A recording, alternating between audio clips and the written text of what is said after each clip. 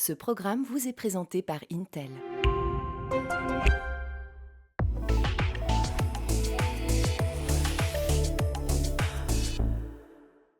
Bonjour à tous et bienvenue dans le Grand JT de l'éducation. Tout de suite le sommaire. Et avec cette question, et si seulement les enfants avaient le pouvoir de changer le monde? On y répondra avec Jean Birnbaum dans quelques instants. Relever des défis écologiques avec sa classe, c'est ce que propose le programme Écosystème. On accueille sa porte-parole dans la seconde partie de l'émission. Comme chaque vendredi, vous retrouverez Loïc Landreau pour l'agenda de la semaine.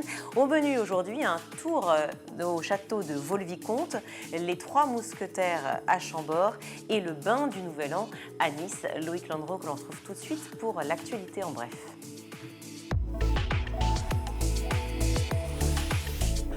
Bonjour Loïc. Bonsoir Virginie, bonsoir à tous. On commence avec cette fusillade qui a fait 14 morts et 25 blessés dans une université de Prague, en République tchèque.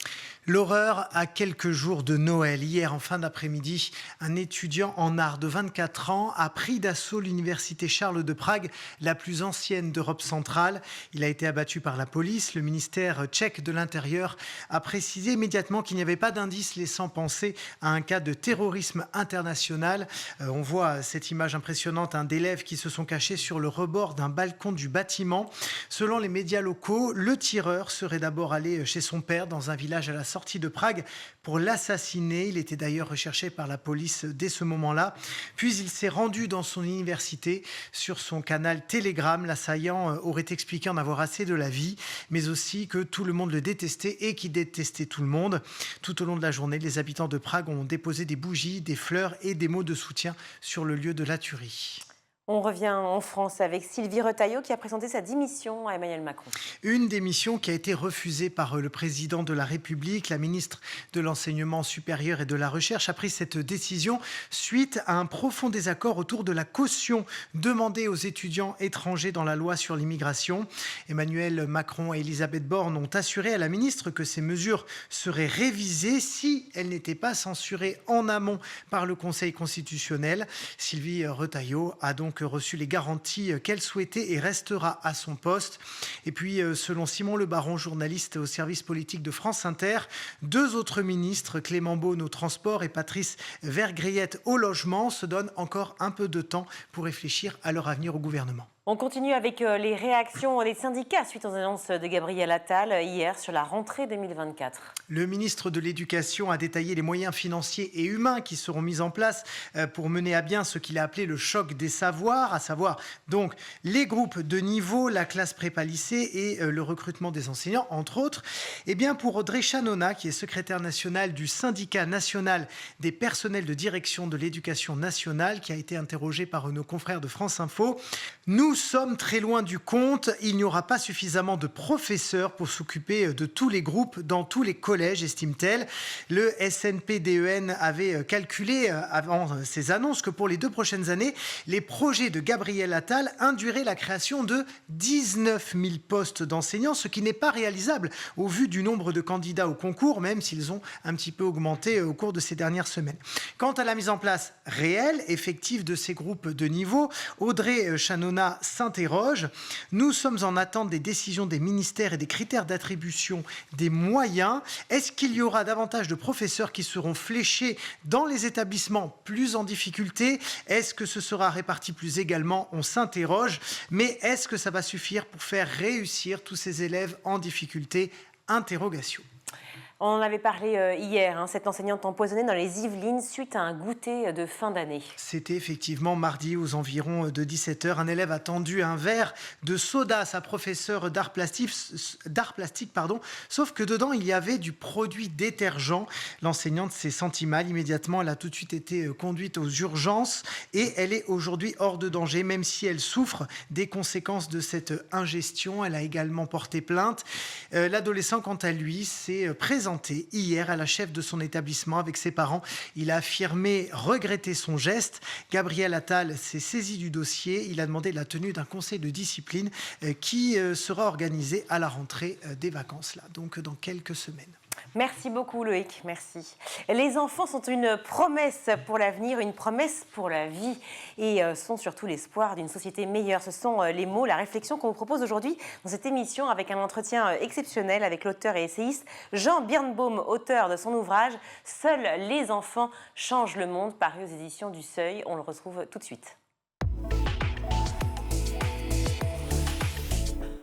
Jean Birnbaum, bonjour. Bonjour. Merci beaucoup d'être avec nous sur ce plateau du Grand JT. Je suis ravie de vous accueillir. Vous êtes journaliste et essayiste et surtout auteur de ce livre remarquable, « Seuls les enfants changent le monde » aux éditions du Seuil. Je suis ravie d'en parler avec vous. On aurait peut-être pu titrer aussi peut-être le courage de l'enfance en hommage, ou disons en tout cas en référence à votre dernier ouvrage qui s'appelait Le courage de la nuance. Oui, d'ailleurs vous avez raison parce que c'est presque la suite, c'est une sorte de suite logique ou émue, ou j'espère pas trop cucu à ce livre qui s'appelait le courage de la nuance, où j'ai essayé de montrer qu'il n'y avait rien de plus radical que la nuance, que dans une ambiance comme ça où il n'y a que des clashs partout, de la violence, de la mauvaise foi sur les réseaux sociaux, etc. En fait, il n'y a pas plus héroïque quelque part que de douter, que de voir les choses dans leur complexité, etc. Et j'essayais de montrer dans ce petit livre que le courage de la nuance, c'était pas du tout quelque chose de théorique ou de prise de tête ou d'intellectuel ou de conceptuel, que c'était toujours ancré dans des choses très ordinaires, l'humour, l'amitié, la franchise, une certaine conscience de la finitude aussi, donc par exemple la maladie, etc. Et à la fin du livre, je me suis dit, mais c'est tellement bizarre, tu as fait un livre entier sur le courage de la nuance en montrant qu'il y avait tout un tas d'expériences comme ça, très concrètes, qui permettent de s'y coller. Et l'expérience qui pour toi est celle qui te donne le plus de courage, et aussi le courage de la nuance, qui te rend le moins con quelque part, qui te fait le plus douter de toi-même, de tes idées, de tes clichés, c'est la rencontre avec le bébé. Tu n'en as pas parlé dans ce livre. Donc je me suis dit, je vais faire un livre entier sur ce courage de la nuance que l'enfance nous donne. C'est ça, vous dites très vite dans les premières pages, l'enfant comme question, comme forme sensible et permanente du point d'interrogation. Et vous venez de le dire à l'instant, finalement, comme si l'enfant se rendait moins con. Ben oui, complètement. Je veux dire, quiconque, y compris quand on a un discours sur les enfants, on a tous, en ce moment, il y a tout un tas de jeunes qui se posent plein de questions sur la nécessité ou pas d'avoir des enfants, qui parfois décident de ne pas en avoir dans ce monde si terrible avec la catastrophe climatique, etc. Moi-même, pendant très longtemps, je faisais des grands discours sur mon désir d'enfant, sur ce que ça impliquait, etc. En fait, au moment même où l'enfant débarque, où il surgit dans votre vie, tous les discours que vous aviez à son égard, tous les discours théoriques, tout ça s'effondre. Et en fait, tous vos discours, là, on est en train de parler, on fait une interview et je suis très content d'être là. Et donc, vous avez préparé, moi j'ai mon discours, etc. Mais en fait, un bébé, quand il surgissait, là, si votre enfant, qui est sans doute pas loin, surgissait, en fait, tout ça s'effondrerait et on serait obligé d'être dans une forme de spontanéité, d'imagination, d'inventivité et de remettre les choses en cause, voire en doute. Donc, quelque part, effectivement, je pense que dès qu'on prend de la hauteur, d'une certaine manière, on retombe en enfance. Oui, vous parlez du doute, effectivement. C'est vraiment très, très prégnant dans le livre. Être en permanence, et j'imagine dans le courage de la nuance que je vais m'empresser bien sûr de lire, l'idée qu'il faut en permanence douter, ou en tout cas au moins répondre à cette idée du doute. Et finalement, l'enfant qui vient vers vous amène à cela en permanence, de répondre à des questions simples, certes, mais aussi d'être en permanence dans le doute. Parce que papa, c'est quoi la mort ? Ça veut dire quoi vivre ? Ça veut dire quoi grandir ? Ah oui, c'est ça, c'est pour ça que j'ai tout un petit chapitre où je m'étonne que la grande, écrasante majorité des philosophes occidentaux, qui sont souvent des hommes, etc., en fait, n'ont quasiment jamais parlé du bébé et de l'enfant en général, qu'ils sont tous obsédés par la mort, ils parlent tous de la mort, donc il y a deux pôles de notre finitude, il y a la naissance et la mort, tous les philosophes parlent de la mort, quasiment aucun ne parle du bébé. Or, si on prend la définition socratique de la philosophie, justement, Socrate, c'est quelqu'un qui se balade dans la cité grecque et qui sème le doute, qui fout le bordel, qui sème le doute, qui interroge les gens, qui leur dit mais alors c'est quoi la vertu, c'est quoi, et qui en fait pousse les gens dans leur retranchement, les oblige à s'effondrer quelque part avant de retrouver des forces. C'est pas douter pour douter, c'est retrouver des forces, aller chercher en soi les ressources d'une pensée ferme, mais d'abord en se disant qu'on n'a peut-être pas raison sur tout, etc. Et de ce point de vue, le bébé est le plus renversant des philosophes, et c'est très très bizarre que les philosophes l'aient tellement évacué, voire maltraité. Et donc le doute dont on parle là, c'est un doute qui pour moi est tourné vers l'action, qui est tourné vers la décision. Il ne s'agit pas de douter tout le temps, d'hésiter sur tout, mais il s'agit de quand même commencer par se dire est-ce que quand je dis ce que je dis, j'ai raison sur tout ? Est-ce que voilà, c'est un peu si tout le monde tirait les leçons du bébé sur Twitter, par exemple, Twitter serait peut-être moins irrespirable. Vous avez même cité donc Aristote à l'instant, mais vous le dites dans votre livre, il compare l'enfant à une plante qui ne cesse de croître et de dormir. Ouais. Finalement, c'est ça aussi, cet instant aussi où l'enfant est considéré comme un être incapable. Et en même temps, c'est vrai qu'il pose des questions évidentes. Mais pourquoi les philosophes occidentaux que vous citez se sont plutôt penchés sur la mort et la perversion, quelle qu'elle soit, le sexe aussi, le couple, l'amour, plutôt que finalement la base même de la curiosité et de l'éveil au monde? Ben, je ne sais pas, c'est une très bonne question et j'ai pas la réponse. Je pense que peut-être un truc très con et très simple serait de dire que quand même la philosophie occidentale était dominée par des hommes à une époque où les hommes s'occupaient pas beaucoup des bébés. D'ailleurs, quand on lit les passages d'Aristote, qui sont très beaux en fait, mais vous l'avez dit, sur le bébé comme être végétatif comme ça, comme une espèce de plante. Bon, on voit bien qu'il n'a pas dû s'occuper souvent d'un bébé parce que en fait, quand on a un bébé présent sur soi, avec soi, ou dans le pot à pot juste après la naissance, etc. On voit que tout de suite, c'est tout un monde qui surgit, un monde qui vous échappe, un monde qui fait événement, qui n'a rien à voir avec ce qu'on attendait, et qui va passer son temps à nous échapper, et à briser toute maîtrise, à faire l'inverse de ce qu'on aurait voulu qu'il fasse, à être l'inverse ou très loin de ce qu'on pensait qu'il allait être. Et surtout donc, la projection voilà. que l'on a, c'est-à-dire de soi Ouais. par rapport à l'enfant. L'enfant, comme vous dites, quand il est sur soi, c'est l'idée que tout d'un coup, tout ce qu'on a finalement comme pensée un peu induite ou prédéterminée est remis en question. Mais oui, c'est tous les stéréotypes, c'est pour ça que je cite tout un tas de gens dans le livre,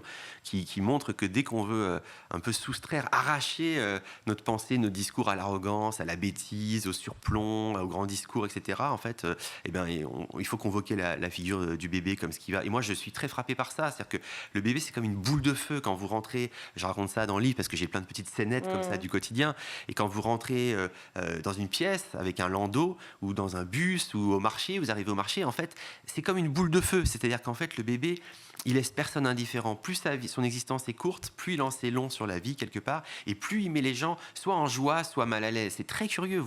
Tout le monde a vérifié ça. Vous arrivez avec un landau au marché, le marchand de fruits qui vous accueille toujours avec des grands sourires, des grands, mais tout d'un coup, il va se tourner, il va être hyper mal à l'aise. Pourquoi? Je ne sais pas, mais la présence du bébé va révéler quelque chose du moment où on est ce monsieur dans sa vie. Et donc, notre rapport à la vie est révélé par les bébés, que ce soit un rapport de joie, un rapport de bonheur ou un rapport de malaise. Voilà, donc le bébé, il vient révéler nos joies intérieures comme nos nuits aussi intérieures. Et c'est cette puissance de révélation, cette puissance de subversion qui, moi, m'intéresse et m'exalte. Vous citez aussi Hannah Arendt qui parle de la portée politique de l'enfance, justement, et une des rares à penser que l'enfant a une part subversive dans la pensée qu'on a du monde actuel ou du monde qui va se construire.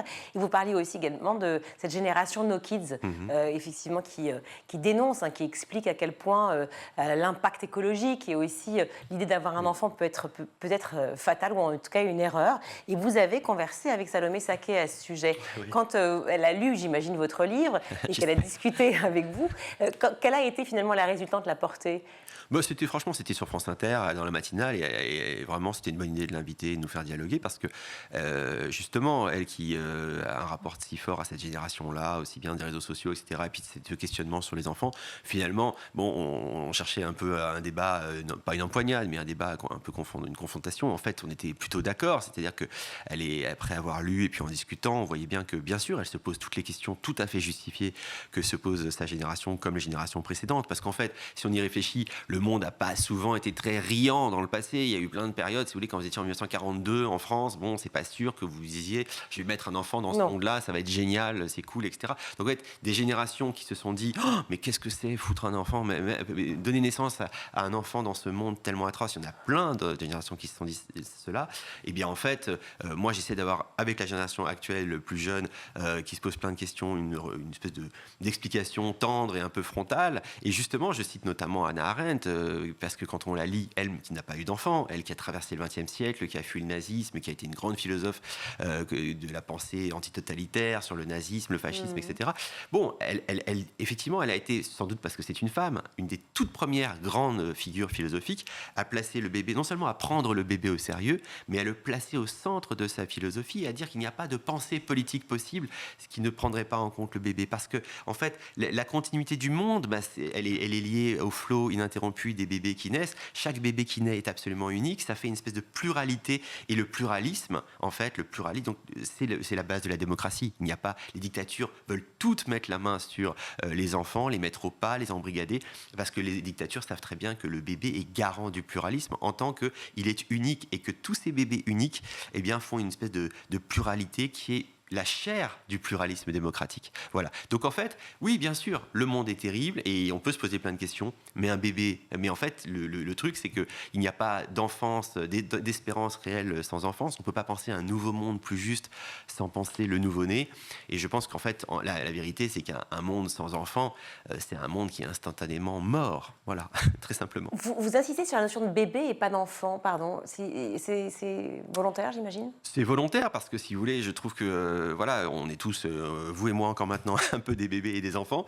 On reste tous des bébés parfois très tard. Mais le bébé, pour moi, c'est un peu la substance et la force explosive de l'enfant. C'est-à-dire que le bébé, comme figure énigmatique, vertigineuse, comme ça, qui vous remet en question par sa simple présence, parce qu'il est complètement mystérieux, etc., eh bien, c'est presque la quintessence de l'enfant en tant qu'il vient tout le temps vous bousculer. Ce livre est en partie issu d'une conversation que j'avais eue il y a très longtemps, parce que c'était mon fils Nathan qui venait de naître, qui a maintenant 14 ans, et il était tout bébé, et j'avais eu une conversation avec un philosophe qui est très proche du journal, et ce philosophe m'avait dit, comme beaucoup de philosophes, il m'a dit « Ah, moi, c'est très bien, tu as eu un bébé, mais moi, les enfants, ils m'intéressent que à partir du moment où ils commencent à avoir des vraies conversations, on peut avoir une vraie conversation avec eux, et ils sont rationnels, on peut discuter d'idées, de concepts, etc. » Et j'étais rentré là, et j'avais vu dans les yeux, chez moi, dans les yeux de mon nourrisson, presque une espèce de reproche, une espèce de tocard, t'as pas su répondre. Tu vois bien que ma décision, elle est là, ma liberté, elle est là. Tu vois bien que je suis déjà pleinement un être, pleinement quelque part décidé, ouvert au monde, qui te bouscule, etc. Et donc oui, je trouve que quelque part le plus beau quand on s'intéresse non seulement aux idées, mais à la vie, c'est de se laisser bousculer par l'existence qui vient de surgir, c'est-à-dire le bébé. Vous avez interviewé beaucoup de monde, vous avez échangé avec beaucoup d'auteurs aussi. Ça vous amusait à chaque fois de poser la question de l'enfance, ou en tout cas et les enfants? Oui, ça m'amuse, mais c'est plus qu'un amusement. C'est une espèce de truc que j'ai trouvé quand j'étais notamment à la télévision, comme vous, assez ce soir, donc sur France 5, et puis aussi pour le journal, je suis journaliste au Monde. Oui. Voilà. Et en fait, très souvent, même dans des relations d'amitié, en fait, quand j'ai une discussion avec quelqu'un que j'interviewe ou avec un ami, quelqu'un que je rencontre, etc., en fait, dès que la discussion a l'air d'être impossible, que l'échange a l'air d'être complètement bloqué, que la personne en face de moi est dans ces petits éléments de langage, comme on dit en politique, qu'on voit que la personne est sur des rails, qu'elle va dire ce qu'elle a déjà dit dans 12 interviews ailleurs, ou que j'ai déjà entendu dire 20 fois autour d'un café. En fait, quand c'est un peu violent, mais il y a une forme d'explosion. Vous dites, et les enfants, alors, rapport aux enfants? Pas forcément est-ce que vous avez des enfants, c'est pas la question, c'est votre rapport aux enfants. Et là, en fait, ça crée toujours l'événement. Que ça crée le malaise, que ça soit interprété comme une forme de violence, ça peut être interprété comme ça, ou que ça crée au contraire une espèce de joie et d'émotion, etc. En tout cas, il se passe quelque chose, et la personne, c'est comme si elle se branchait sur l'essentiel de la vie et de nos existences, et que donc elle était obligée de revenir à une forme de spontanéité qui lui fait dire autre chose que ce qu'elle a déjà dit ailleurs, tout le temps, partout.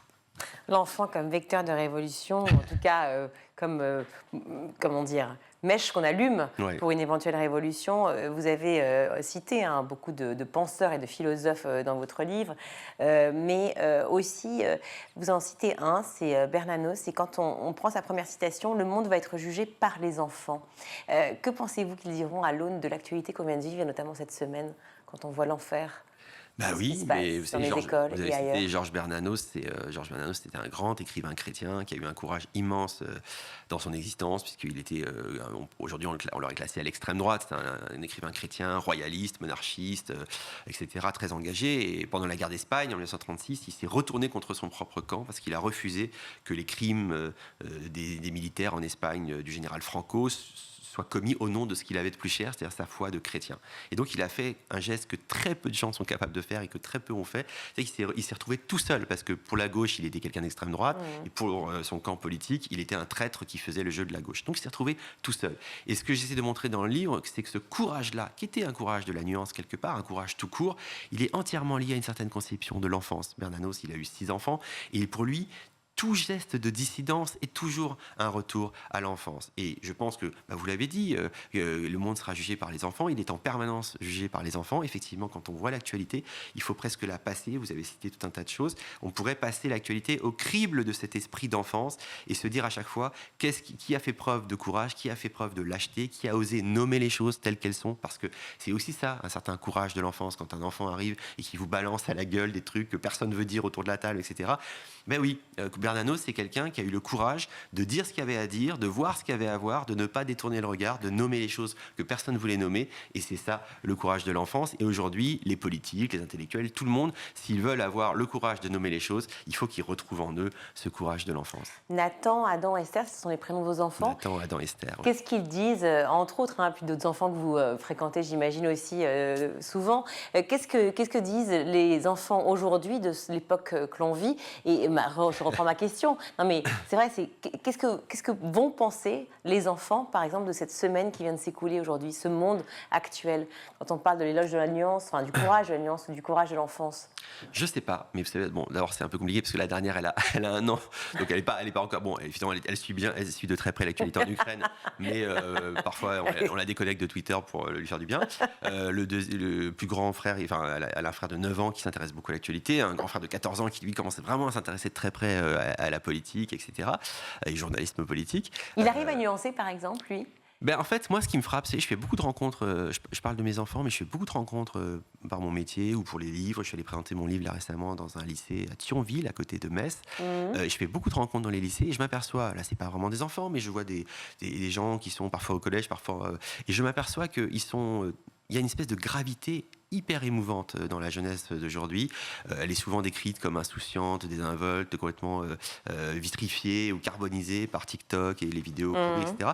Mais en fait, moi, je trouve à chaque fois que je vais dans les écoles, dans les collèges, dans les lycées, etc., je trouve à chaque fois que c'est pas du tout ça. C'est qu'il y a une sorte de gravité, d'inquiétude. C'est vrai. Il y a quelque chose. D'ailleurs, les profs, les éducateurs parlent tous des problèmes, de la nécessité d'accompagnement psychologique, etc. Mais il y a aussi une sorte de gravité et de hauteur de vue extrêmement forte. C'est-à-dire que pour moi, l'enfance et ensuite la transition, l'adolescence, etc., aujourd'hui, elle est dans une sorte elle n'est pas du tout dans la naïveté. Elle est dans une forme de foudroyante lucidité. Voilà. On voit souvent le regard des enfants comme un regard naïf, et en fait, souvent, c'est un regard incroyablement lucide, et aujourd'hui, assez grave, mais en même temps, une gravité, je trouve, très mûre. On reproche beaucoup aux enfants actuels d'être d'être extrêmes. Peu importe le point de vue, peu importe le propos. Vous citez Albert Camus dès la première page de votre introduction. Nous étouffons parmi les gens qui croient avoir absolument raison. Est-ce que vous ressentez ça dans la jeunesse actuelle ? Malheureusement, comme je suis de moins en moins jeune moi-même, j'ai pas l'occasion d'en fréquenter assez. Mais oui, je ressens ça, mais parce que, bien sûr, vous savez, pourquoi l'époque, elle est très rude. Cette phrase que je cite, c'est la phrase qui avait donné lieu au courage de la nuance avant. Je suis parti de là. C'est-à-dire, nous étouffons parmi les gens qui croient avoir absolument raison. Il n'y a pas que les jeunes qui étouffent là-dedans. De fait, la jeunesse, depuis toujours, et aussi à un moment où on a envie de radicalité, on a envie de trancher, on a envie de s'engager, on a envie de se lancer dans le monde, de se jeter en avant. Et moi, effectivement, dans ces 2 livres, j'essaye de montrer à la jeunesse que c'est super d'être en colère, qu'il y a 1000 raisons d'être en colère, que c'est très bien de s'engager, mais que toute la leçon du XXe siècle, c'est que quand on s'engage sans aucune nuance, quand on refuse de voir les choses dans leur complexité, quand on refuse de remettre en question ses propres préjugés, sa propre idéologie, toute espérance, tout combat est voué à l'échec. Et vous savez, Bernanos, qu'on a cité tout à l'heure, avait cette phrase magnifique qui disait « Quand la jeunesse se refroidit, le reste du monde claque des dents ». Voilà, il faut savoir réchauffer, donner de la chaleur humaine et de la chaleur aussi d'idées, d'émotions à la jeunesse pour que le monde entier ne claque pas trop des dents. Parce qu'en fait, vous dites dès le départ, l'enfant, le bébé, apporte cette nuance justement au monde, apporte cette nuance vis-à-vis de l'adulte que l'on est. Et finalement, on voit aussi cette progression de l'enfant qui grandit, l'adolescent, et qui a des prises d'opposition très rudes, très brutales souvent. Et les adultes, n'en parlons pas, on le voit aujourd'hui avec les chaînes d'opinion. Donc c'est cette idée, ce décalage entre effectivement ce bébé, cet enfant qui apporterait la nuance, qui apporterait le questionnement en permanence, et en même temps, cette contradiction, peut-être par les réseaux sociaux, et j'aimerais votre avis là-dessus, cette idée qu'il faut toujours se positionner, qu'il faut toujours savoir tout sur tout. Oui, mais vous voyez, par exemple, récemment, j'ai rencontré des élèves, et il y avait une jeune femme, une toute jeune femme, vraiment à peine sortie de l'enfance et pas du tout encore adulte, etc., qui à un moment donné a levé la main et qui a dit, on parlait justement de la brutalité du débat public, etc., des médias, et elle disait, mais nous, en fait, on est un peu perdus, on voit tout ce qu'il y a sur TikTok, sur les réseaux sociaux, etc., et souvent, on revient à l'école ou au collège pour savoir ce qu'il en est vraiment. Donc, en fait, une espèce de confiance éperdue et hyper belle dans les profs, dans les enseignants, qui sont quand même très affaiblis, qui sont visés par les terroristes. Enfin, c'est quand même très compliqué aujourd'hui d'être prof, matériellement, et puis non seulement en termes de matériel, en termes de rapport symbolique, dans la place dans la société, puis en plus maintenant, vous voyez, les terroristes les visent en tant que tels, comme profs, etc. Donc tout ça, c'est très dur. Et en même temps, là, on voit la confiance encore incroyable que toute une jeunesse leur porte et qui est tout à fait justifiée. Et je pense que encore maintenant, c'est quand même le dur de la structure, c'est quand même très solide. Il y a tout un tas de jeunes qui effectivement voient ce que vous décrivez très bien, c'est-à-dire la violence, le dogmatisme sur les réseaux sociaux, la volonté de trancher, d'être dur, etc. Et en même temps, qui sortant de là ont envie de se déconnecter, de débrancher, de se dire ah, mais moi je vais retourner à l'école, je vais retrouver quelque chose à la fois de plus ferme et de plus doux, parce que de plus digne et de plus généreux quelque part. C'est-à-dire que voilà, les profs vont être là pour leur dire bah oui, il y a tout ce bordel à l'extérieur, mais ici, vous êtes là pour autre chose. Et d'ailleurs, Hannah Arendt a une phrase magnifique où elle dit qu'elle parle de l'éducation, et c'est une de ces formules qui ont été les plus reprises par les professionnels de l'éducation. Elle dit que pour protéger elle dit que c'est parce qu'il faut protéger ce qu'il y a de plus subversif dans l'enfance qu'il faut les entourer d'une éducation conservatrice. Conservatrice au sens pas réactionnaire ou pour que rien ne change, mais conservatrice au sens que respecter la jeunesse pour ce qu'elle est, lui enseigner, être dans la transmission d'une tradition qui vient d'avant et qui ira plus loin. Et donc, elle dit c'est parce que la jeunesse est révolutionnaire et qu'il faut protéger cette puissance de subversion que l'éducation doit être conservatrice. Mais alors, si finalement cette génération No Kids décide de ne pas avoir d'enfants, qu'est-ce que vous leur répondez avec une telle proposition, quand on sait à quel point les enfants peuvent changer le monde?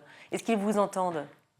Est-ce qu'on pourra changer le monde si finalement cette génération-là ne fait pas d'enfants? Bah non, c'est un peu le sujet du livre, mais simplement je pense de toute façon que non, au contraire, et surtout que la vérité c'est que c'est justement quand le monde court à sa perte qu'il faut faire des enfants, parce que les seuls qui peuvent le changer ce sont les enfants, et que effectivement, comme je disais tout à l'heure, il n'y a pas de nouveau monde sans nouveau-né, et que donc quand on a des idées, ce qui est intéressant c'est la question de la transmission. Vous savez, il y a eu des générations de militantes et de militants qui se réclamaient du socialisme ou du communisme ou de l'anarchisme ou d'autres idéologies. Et qui ont souvent changé d'avis d'ailleurs. Et qui ont souvent changé d'avis, mais qui en fait souvent faisaient des enfants aussi en se disant bah moi je vais mettre au monde. Vous voyez, par exemple, je cite Rosa Luxembourg qui était une grande révolutionnaire, citée par beaucoup de gens encore aujourd'hui, etc. Bon, bah, Rosa Luxembourg n'a pas pu avoir d'enfants, mais quand on regarde de près sa correspondance, elle est magnifique, notamment toutes les lettres qu'elle a écrites en prison, parce qu'elle a passé beaucoup de temps en prison. Et bien Rosa Luxembourg, pour elle c'est évident que quand on se bat pour l'émancipation, pour la justice, il faut poser la question de la génération. Et il y a des lettres magnifiques qu'elle écrit à son amoureux de l'époque, où elle lui dit mais quand est-ce qu'on aura un petit bébé, etc. Et donc ça peut paraître comme très bourgeois, comme très conformiste pour tout un tas de révolutionnaires qui se pensent très subversifs. Mais en fait, il n'y a rien de cucu ou de mièvre là-dedans. Pour elle, il est évident que son geste de révolte, il va avec un désir de vie, un désir de transmettre la vie et de lancer, de projeter dans le monde toute une jeunesse et des bébés qui vont le changer. Et de porter une parole aussi, de porter une idéologie probablement. Ben oui, de porter des idées, parce qu'on transmet. En fait, c'est ça aussi qui me frappe. Il y a tout le temps des appels à témoignages. Je fais le vieux con, évidemment, mais il y a souvent des appels à témoignages qui sont vachement intéressants, en disant vous avez été piégé par la maternité ou par la paternité, racontez-nous. Et donc, les gens racontent plein de trucs et c'est souvent passionnant et on reconnaît plein de choses qu'on a vécues soi-même, etc. Mais en fait, je remarque que les gens qui sont les plus malheureux, qui se prennent le truc le plus violemment dans la figure, si je veux parler poliment, souvent, c'est des gens aussi qui ont fait un enfant au moment, parce qu'il fallait en faire un à ce moment-là, ou parce qu'il y avait une pression sociale, ou parce que les parents, ou parce que c'était le moment. Mais en fait, c'est ça qui est dur, c'est que si au moment où vous faites un enfant, vous y mettez pas, vous lui mettez pas quelque part sur les épaules une responsabilité, quelque chose que vous voulez transmettre, que si c'est pas un geste qui est inscrit dans quelque chose qui vous dépasse, que ce soit une espérance syndicale, religieuse, une espérance humaine, d'existence tout court, des choses que vous portez, que vous voulez transmettre, alors là oui c'est très dur. Effectivement, au moment où vous mettez à changer les couches, à cavaler pour acheter du liniment, etc. Bah, effectivement, ça devient très violent parce qu'en fait vous vous demandez un peu ce que vous foutez là et à changer les couches et à cavaler pour acheter du liniment. Mais en fait, si c'est à l'horizon d'une espérance, de quelque chose qui vous dépasse, et que cet être qui naît est là aussi pour relancer cette espérance autrement à sa manière, et donc pour changer le monde, et ben, même le liniment et même les couches seront une joie. Bon, vous l'avez compris, il faut absolument lire le livre de Jean Birnbaum. Seuls les enfants changent le monde, paru au Seuil. Un livre absolument passionnant et qui remet en question effectivement plein de choses, à la fois ce qu'on a, nous, inscrit dans nos têtes, nous qui sommes déjà parents, et puis aussi ceux qui pensent évidemment à cette génération, nos kids, et à toute l'idée du côté subversif que porte l'enfance. Merci mille fois d'avoir été avec nous sur le Grand JT. On va marquer une courte pause et on se retrouve. De retour dans le Grand JT, c'est dès le plus jeune âge qu'il faut sensibiliser les enfants à la sauvegarde de l'environnement. On le sait, on n'arrête pas de le répéter. Pour les intéresser, il faut leur faire apprendre en s'amusant. Et pour ça, rien de mieux que le défi écosystème. Le défi écosystème, c'est ça. C'est aussi ça. Il y en a plein d'autres. On va tout vous expliquer grâce à Ambre Chrétien. Bonjour. Bonjour. Merci d'être avec nous. Vous êtes porte-parole d'écosystème. 2 petits livrets qui sont là. Un pour les enfants, un pour les adultes, j'allais dire, pour les professeurs. C'est ça, une façon de pouvoir parler des défis, 8 défis constitutifs du défi écosystème qui permettent d'engager les élèves justement dans une démarche concrète. Oui, tout à fait. Comment ça se passe? Alors, il s'agit du kit pédagogique qui est transmis gratuitement aux élèves aux enseignants pour qu'ils puissent mener les activités en classe. Donc, le défi écosystème, c'est un projet pédagogique de sensibilisation à la seconde vie des équipements électriques et des ampoules. Et donc, comme vous le disiez, il est constitué de 8 activités qu'on appelle les défis, qui sont à réaliser en classe. Alors justement, comment on les réalise en classe? Comment ça fonctionne le défi écosystème? Alors, l'enseignant qui souhaite participer s'inscrit sur le site ledéfi.eco. On lui transmet donc ce kit pédagogique qui est constitué de livrets, d'affiches pour la classe. Et l'enseignant a dans son guide des propositions de déroulé d'activités pour mener les activités en classe. Et il doit ensuite les valider sur son espace personnel sur le site pour alimenter la mécanique solidaire du projet en partenariat avec 2 ONG, Électriciens sans frontières et l'École du Bayon. Alors, c'est vrai qu'on parle beaucoup effectivement de transition écologique, de la nature qu'il faut préserver, mais on ne se focalise pas suffisamment assez peut-être sur les petits appareils électriques et électroniques qui finalement sont monnaie courante, qui font partie du quotidien, notamment chez les plus jeunes, chez nous aussi, clairement. Mais c'est le premier chapitre, si je puis me permettre, de effectivement ce défi écosystème. Comprendre, c'est protéger, zoom sur les petits appareils électriques et électroniques. En quoi ils ont un impact sur l'écosystème? Alors, effectivement, les petits appareils électriques et électroniques font partie de notre quotidien, tout comme le gros électroménager et les téléphones portables, et les ampoules également dont on parle dans les activités. Et ce sont... chaque appareil a des enjeux aussi qui peuvent être un petit peu différents. Pour les petits appareils électroniques, c'est vrai qu'il peut être tentant de les mettre aux ordures ménagères, mais ce n'est pas le geste à adopter. Au contraire, il faut les déposer dans des points de collecte qui sont généralement dans les magasins, dans les déchetteries, pour qu'ils puissent être recyclés comme il faut. Ouais. L'enjeu pour le téléphone, ça va être plutôt de le donner plutôt que le déposer au recyclage, parce que souvent, on se sépare du téléphone portable alors qu'il fonctionne encore. Et donc, autant lui offrir une seconde vie. Et donc, effectivement, à travers ces activités, on parle du recyclage, mais on parle aussi, avant le recyclage, du don et de la réparation pour sensibiliser les élèves à tous ces gestes. Comme on dit, le meilleur déchet est celui qui n'existe pas. Et donc, pour sensibiliser à tous ces gestes pour prolonger et offrir une seconde vie aux équipements. Un des 3e exercices, on va appeler ça comme ça, ou en tout cas les défis. Les intrus se sont glissés parmi les ressources naturelles qui servent à fabriquer les petits équipements électriques et électroniques Barlet. Et c'est vrai que là, on voit, il y a donc du sable, du cacao, du pétrole, du charbon, des métaux, du bois, des terres rares et du blé. Quel est l'intrus spécifiquement là?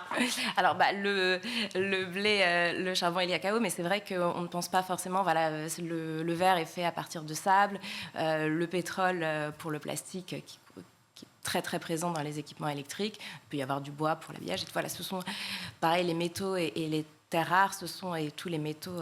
Ce sont des matières que l'on peut recycler et réutiliser. Oui, parce qu'on parle beaucoup de ressources naturelles. Il y a un vrai défi sur les énergies renouvelables aujourd'hui. On parle beaucoup de la nocivité du pétrole, ou en tout cas de ce qui pourrait être. Mais aussi, c'est vrai que la remise en question des voitures électriques. Alors, comment les enfants peuvent s'y retrouver là-dedans? Et je dirais même aussi les profs, parce que c'est compliqué d'avoir un discours. Est-ce que vous êtes là aussi pour les former à cela? Alors, nous, on leur donne des informations uniquement sur les gestes sur lesquels nous sommes agréés, puisque nous sommes un éco-organisme à but non lucratif et on est agréé par les pouvoirs publics pour le don, le recyclage et la réparation des équipements électriques et des ampoules. Et donc, on leur donne des informations sur les différents composants des équipements électriques, sur les solutions pour les donner, pour les réparer et puis pour les recycler et comment ils peuvent être recyclés. Vous avez un zoom sur le réfrigérateur, par exemple, avec plein de codes, effectivement, qui m'ont complètement, en ce qui me concerne, échappé. Un recyclage sur les petits appareils, on le disait, électroniques. Donc, c'est forcément les téléphones qu'on utilise quotidiennement, ou en tout cas très souvent. Et aussi les machines à laver, le linge, la vaisselle et autres, qui, c'est vrai, prennent beaucoup de place dans le quotidien. L'ordinateur aussi. Comment faire pour à la fois se dire qu'on est concrètement dans la vie actuelle, sachant que dans 7 ans, 85% de tous les métiers sont des métiers qui sont liés au numérique. Donc être à la fois dans le concret de la réalité et en même temps être responsable de cette transition qu'on doit tous opérer et donc de ce changement en fait de consommation. Eh bien, c'est vrai que le premier geste, c'est vraiment d'offrir une seconde vie, de prolonger au maximum ces appareils, la vie de ces appareils via la réparation et le don. Quel est le retour des enfants quand ils ont utilisé ces petits, ces défis écosystèmes, ces petits livrets? On le sait, les enfants sont très prescripteurs auprès de leurs parents. On leur met à disposition notamment un petit livret d'activités avec une activité à mener en famille. On n'a pas forcément les retours directement des élèves, on a des retours des enseignants qui sont assez satisfaits et qui nous partagent l'engouement de leurs élèves pour ces activités. Alors, il me semble, d'après Laura, qui travaille aussi sur le Grand JT, d'après tous les 1000 défis validés, un projet solidaire est enclenché. Tout à fait. C'est génial ça. Alors qu'est-ce qui se passe? Ça veut dire qu'il y a combien de projets solidaires qui ont été réalisés déjà? Alors il y a à peu près 80 projets qui, depuis le lancement en 2013 du projet, qui ont été soutenus. En fait, donc c'est une mécanique solidaire en partenariat avec 2 ONG. Et donc par exemple cette année, il y a 2 projets d'électrification et d'accès à l'eau d'Électriciens sans frontières qui vont être soutenus. Et l'activité d'une école d'agroécologie au sein d'une association qui s'appelle l'École du Bayon au Cambodge. On a des cartes aussi qui sont là et qui permettent aussi de comprendre l'impact écologique. Dites-moi tout, parce que se permet sur le plateau qu'on comprenne. Alors, cette carte n'est pas liée à l'impact écologique, pardon. C'est les différentes missions qui ont pu avoir lieu au fil des années qui ont été soutenues dans le cadre du projet et menées par Électriciens sans frontières. D'accord, donc c'est effectivement des missions que l'on voit partout, en France, en Afrique, en Amérique du Sud, en Asie. Pardon, pas en France. Ah, pas en France. Non, Électriciens sans frontières, il n'y a pas de projet d'électrification en France, puisque ça ne fait pas partie des missions à soutenir. Celle-ci, alors il se passe quoi? C'est juste pour situer aux élèves où nous sommes. Voilà, d'accord. Ok. Et donc voilà, les différents pays. Et donc cette année, c'est 2 missions à Madagascar, sur l'île de Sakatia, et en République du Congo, pour l'hôpital de Mako. Donc les élèves sont sensibles au recyclage. Ils comprennent quand même, malgré ce qu'ils voient aux infos, comme quoi la plupart, notamment en Ile-de-France, les déchets finalement sont mis dans les mêmes contenants in fine. Est-ce que quand vous leur parlez de recyclage, ils continuent de tiquer ou ça va? Alors, oui, ils sont conscients de l'importance du recyclage et de l'importance du don et de la réparation. Et effectivement, les élèves comprennent tout à fait qu'ils sont entourés au quotidien de plein d'appareils électriques et électroniques, et que pour qu'ils soient bien recyclés, il faut qu'ils aillent dans les bacs qui sont disponibles en magasin, en déchetterie, comme je le disais, ou donnés à des associations. Merci beaucoup d'avoir été avec nous sur ce plateau, Ambre Chrétien. Merci à vous. Porte-parole d'écosystème, et donc les profs peuvent s'équiper de ces petits livrets défis écosystème et le faire en cahier d'activité avec leurs élèves. Merci 1000 fois d'avoir été avec nous sur ce plateau. Merci beaucoup. Merci. Eh bien, on va retrouver Loïc Landreau pour sa chronique. Loïc, c'est le week-end de Noël et surtout les vacances. Oui. C'est le moment donc d'organiser des sorties merveilleuses avec les enfants. Et oui, en famille, bien sûr. Alors, on va commencer avec le grand Noël du château de Vaux-le-Vicomte, un édifice exceptionnel, évidemment, du XVIIe siècle, construit pour Nicolas Fouquet, qui n'était rien d'autre que le surintendant de Louis XIV. Et donc, le château s'est complètement métamorphosé pendant les fêtes. Regardez ça.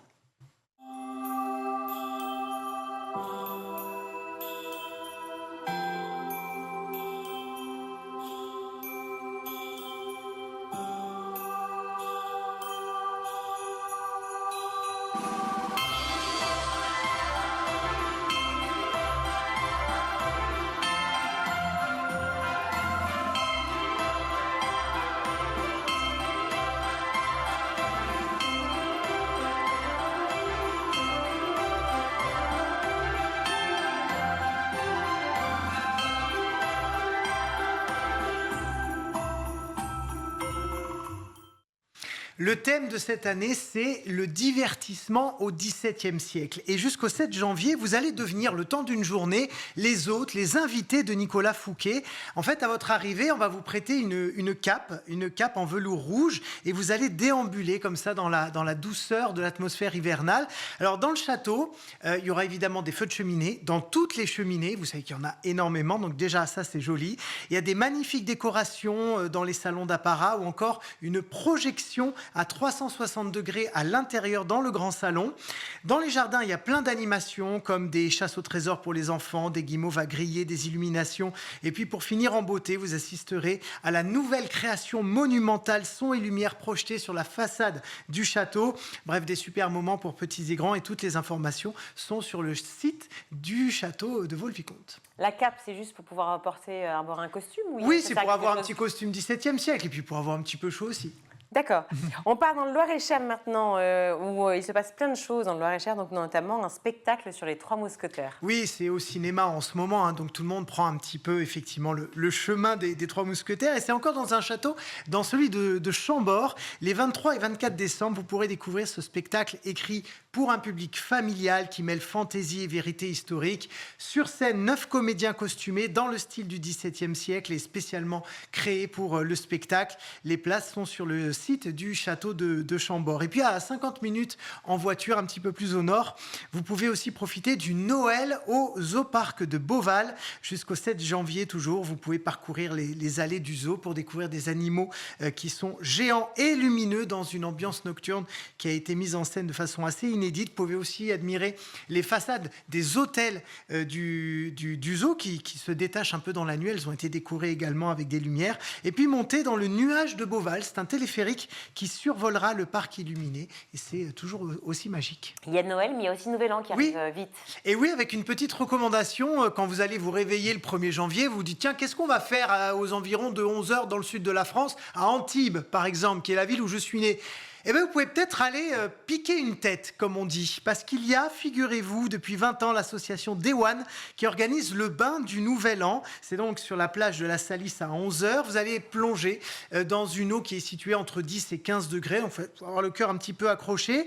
Vous pouvez vous déguiser, vous pouvez venir comme vous le souhaitez, sauf nu, bien évidemment. Et en fait, il y a des plongeurs, il y a de la musique, il y a des badauds qui vous regardent. Il y a une très, très bonne ambiance. C'est un moment extrêmement sympa. Vous y serez ? Je n'y serai pas parce que moi j'aime l'eau, mais à partir de 29 degrés. Uniquement. Comme chaque semaine, vous avez une recommandation cinéma. Ah bah oui, parce que évidemment, parce que les vacances de Noël, c'est toujours le moment où on emmène les enfants au cinéma, et même les adultes, hein, quand on s'ennuie un peu après les repas de fête, on file au cinéma. Donc là, j'ai 2 films à vous recommander. Pour les petits, Migration. C'est avec les voix de Pio Marmaille et Laure Calamy, et par les producteurs des Mignons. Voici donc le synopsis. La famille Colvert se lance dans un périple vers la Jamaïque, mais en chemin, eh bien, ils vont se perdre à New York et rien ne va se passer comme prévu. Bande annonce. C'est quoi cet endroit? On est complètement perdus. Où est votre mère? C'est pas votre mère. On voudrait aller en Jamaïque. Vous en faites pas. Comptez sur la cruche. Écoutez, la cruche. Comment tu m'as appelé? Pardon, j'ai cru que vous vous appeliez la cruche. Oui, donc... la cruche, c'est mon nom, et alors? Oui, alors voilà, donc la cruche. Comment tu m'as appelé? Désolé, y a que moi qui entends la cruche? Quoi?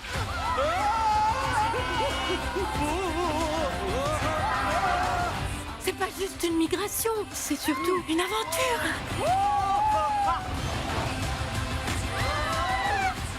Il vient de se passer quoi? Je sais pas, mais t'es dans la mouise. Voilà, vous le voyez, c'est drôle, c'est tendre, c'est bien animé, c'est pas non plus révolutionnaire parce que maintenant, malheureusement, dans les dessins animés, c'est toujours un peu les mêmes biais, les mêmes mécanismes, mais quand même, c'est original. Vous pouvez y aller à partir de 4 ans et c'est pour toute la famille. Il y a un autre film transgénérationnel dont vous voulez nous parler. Oui, alors là, quand même, à partir de 8, j'irais même plus 10 ans parce que Jean-Marc est un peu vulgaire. Ah, très bien. Donc, il s'agit de Jeff Panaclock. Eh ben oui, Jean-Marc. J'arrive même pas à le dire. Tap, tap, tap, tap. Jeff Panaclock, que Et oui, j'adore oui, en plus. c'est ça, et c'est réalisé par Pierre-François Martin Laval. C'est sorti il y a 2 jours, c'est très réussi. Moi, de toute façon, je vous parle que des films que j'aime, donc au moins c'est clair. C'est l'histoire de Jeff, donc un homme calme, un peu candide, qui croise la route de Jean-Marc, un singe en peluche vivant, tout juste échappé d'une base militaire. Regardez. Allez, viens, je vais te cacher chez ma grand-mère. T'es sûr qu'elle va pas nous faire un AVC, la vieille, en me voyant? T'inquiète, elle voit plus très bien. Eh non merci, ça me fait pisser. Il y a des trucs qui se font pas en société, il y a des règles, des bonnes manières. Quoi? Non mais c'est quoi ce boule? T'as dit quoi, toi? Moi, rien du tout. Je t'assure, j'arrête les conneries. Je vais me calmer. Non mais quel cul! C'est mon neveu, il est un peu Beau gosse? mal poli. Où est le singe? Elle va jamais nous lâcher, Jeanne d'Arc. Allez, vas-y, s'il te plaît, laisse-moi conduire, là.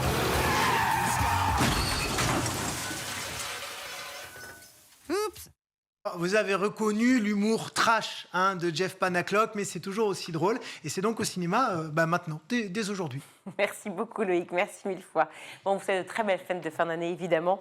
On va retrouver avant cela Malika Ménard pour Souvenir des colliers. Cette semaine, son invité est le journaliste Maxime Guény.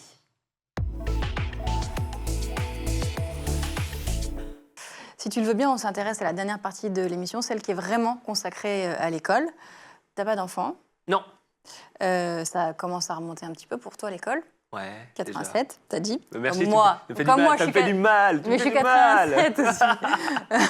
Mais de l'extérieur, qu'est-ce que tu penses de l'école française? L'école française, on a de la chance d'avoir une belle école française, d'avoir des professeurs qui se donnent à fond pour qu'on puisse apprendre. Je pense que l'école française, elle peut encore s'améliorer dans la mesure où aujourd'hui, il faut mettre le fond au service de la forme et la forme au service du fond. Parfois, c'est trop scolaire. Moi, j'aime bien qu'on sort du cadre scolaire pour apprendre des choses. C'est souvent là où on apprend le plus. Et bon, il y a la théorie qui est implacable, mais la pratique, elle est aussi importante. Quand j'ai débuté mon métier de journaliste, je faisais quelques fautes d'orthographe. J'écrivais mal. J'écrivais vraiment très, très mal. Et c'est en faisant que tu te perfectionnes. Donc, je pense qu'il faut pratiquer. Et la base de la base, et moi, peut-être que j'ai raté 2-3 trucs, c'est le primaire. Apprendre à lire, apprendre à écrire, apprendre à poser des mots. Voilà, vraiment, c'est là où ton cerveau se crée quand tu es gamin et c'est là où tout se forme. Toi. Donc c'est le plus important pour toi? Pour moi, c'est le primaire. Il faut que la base primaire, début collège, elle est capitale pour moi. Après, c'est du bonus. Toi. Après, comment on fait alors pour qu'elle soit capitale? Je pense qu'il faut se remettre en question sur les programmes, sur la manière dont tu abordes les choses. Je pense que ça doit être ludique. Par exemple, je pense que l'école ça doit être comme l'émission C'est pas sorcier. Sympa à regarder, mais tu apprends des choses. Et comme c'est sympa à regarder, tu vas retenir. Pour que tout le monde ait vraiment cette base commune. Une base commune, voilà, il faut que ça soit fun, il faut que ça parle aux gens, il faut que ça parle aux gamins. Et quand ça parle aux gamins, quand tu les touches en plein cœur, ils le retiendront quoi qu'il en soit. Toi. Pour toi, l'école de demain, tu la vois comment? Je la vois connectée, je la vois aussi proche des gens. Et aujourd'hui, tu te rends compte de la chance qu'on a. C'est-à-dire qu'avant, on devait ouvrir un dictionnaire pour trouver un mot, on mettait 2 heures. Maintenant, tu as une interrogation, tu tapes sur Internet ce que ça veut dire, tu te rends compte, ça va beaucoup plus vite. La nouvelle génération, ils sont beaucoup plus intelligents que nous, j'en suis persuadé. Ça va du tac au tac. Tu as vu comme ils sont digital natifs, ils vont vite. Mais ils sont moins concentrés. Ils sont peut-être moins concentrés, mais ils captent plus. Ils ont une plus grande conscience de plein de choses.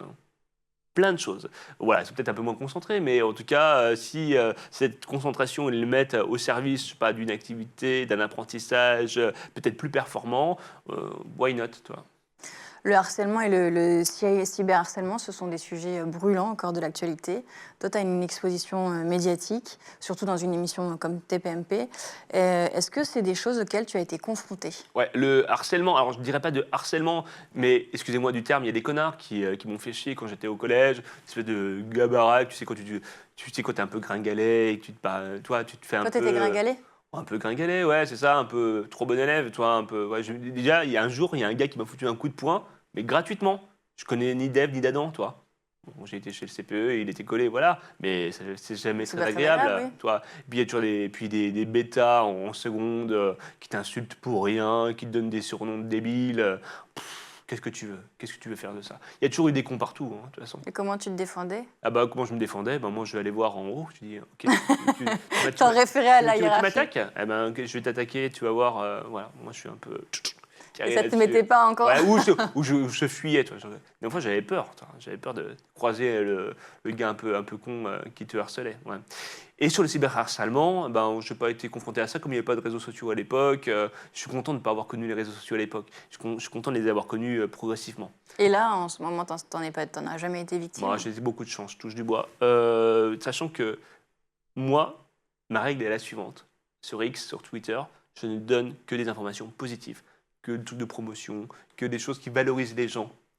Quand il y a un truc qui m'énerve, je tourne 7 fois mon pouce et je range mon portable. J'ai vu un sondage qui disait une étude qui disait que c'est en France où il y a les messages les plus violents. Ouais, c'est sur Twitter le plus violent, c'est les Français. C'est vrai. Ouais, Bravo. Ouais, c'est ça. Je sais pas, ils devraient faire du sport pour non, mais ça en dit long sur notre mentalité globale à tous. C'est terrible, hein, c'est terrible. Donc, aucune négativité sur les réseaux sociaux, parce qu'un jour, il m'est arrivé de critiquer, c'est con, mais un programme télé, il dit, oh, c'est nul. Mais j'avais argumenté, toi. Ça m'est revenu en pleine poire. Je me dis, oh purée. Plus jamais je dis quelque chose de négatif. Et là, c'était une règle d'or, donc je fais très attention. En pleine poire, ça veut dire quoi? Oh, ben dit non, mais voilà, j'ai eu des réponses un peu musclées, toi, sur ce que j'avais dit. Je dis oh là là, allez, que du positif maintenant, et puis c'est parti. Après, tu as toujours des bêtas qui te disent ah, j'aime pas ta voix, j'aime pas ta gueule. Parce que là, il faut les laisser. C'est gratuit ça. Et ça te touche pas quand tu lis ça? Non, parce que. Alors généralement, tu es touché lorsque tu as 9 compliments et une critique et tu retiens la critique. Bien sûr. Mais finalement, maintenant, ça me coule sur moi. Ça va pas très très loin. Et en fait, le secret, c'est quoi? C'est l'indifférence. Vous leur donnez de l'indifférence, vous répondez pas. Oui, mais il faut déjà être quand même bien dans ses baskets. Parce qu'imagine des enfants qui sont victimes d'harcèlement, qu'est-ce que tu leur dirais? Je leur dirais. Les réseaux sociaux, c'est pas la vraie vie. Sortez, voyez vos amis, créez-vous une sorte de communauté, de réseau, et surtout amusez-vous. Et puis, traînez pas trop sur les réseaux, allez sur les choses qui vous passionnent, qui vous font vibrer. Voilà, je leur dirais ça. Je leur dirais, coupez-vous parfois de X, allez sur Insta, faites votre récréation, faites attention quand même. Mais je pense qu'il y a une éducation aux médias, il y a une éducation aux réseaux sociaux. Elle est plus qu'importante avec la désinformation qui existe. Comment on fait pour faire cette éducation? Ça se ferait à l'école? Je pense que c'est à l'école maintenant. Il faut mettre un nouveau truc, gestion des réseaux, gestion de son image. Aujourd'hui, tout reste sur Internet, donc tu as intérêt à être hyper vigilant surtout. Moi, je pense que on va demander au ministre de l'Éducation de rajouter peut-être 1 ou 2 heures de comment tu gères tes réseaux sociaux, comment tu fais attention à ne pas tout dire, à ne pas tout mettre, pas toutes les photos, parce que c'est vrai qu'entre ce que moi j'écrivais il y a 10 ans, des trucs bébêtes parfois sur Facebook, des fois tu sais ça se ressort, toi, des anniversaires il y a 10 ans. Je trouve qu'il y a 10 ans tu disais des choses bébêtes. Il y a 15 ans, ouais, il dit, tiens, j'ai mangé ça. Putain, mais quel débile. Non, mais je te jure, donc j'ai vite effacé des trucs comme ça, voilà, parce que tu évolues très vite. Je veux dire, entre 20 ans et 30 ans, oui, bah. C'est le jour et la nuit. Tu deviens un adulte, exactement, ouais. Un homme mature. Merci d'avoir partagé avec nous tous tes souvenirs. C'était génial. Parce que c'est déjà la fin de l'émission. Ah waouh, on n'a pas eu le temps passé. Des cas exceptionnels. Moi, je vous retrouve très vite pour un nouveau numéro de Souvenirs d'écoliers sur School TV. À bientôt. Merci Malika, merci Maxime. C'est la fin de cette édition. Merci à vous tous de nous avoir suivis. On vous souhaite évidemment de très très très belles fêtes de fin d'année. Profitez un maximum de votre famille, de votre entourage. Merci beaucoup Loïc. Avec plaisir. On vous retrouve à la rentrée. Évidemment. Évidemment. Merci à toute l'équipe de School TV de nous faire passer des moments aussi délicieux et merveilleux. À la réalisation aujourd'hui, c'est Alice Pitavi. Au son, Sully Vanier, le maquillage, Laure Audemont et Emma Ferré et Laura Girard à la rédaction. Très belle soirée à tous. Un coup de mèche, hop, ciao.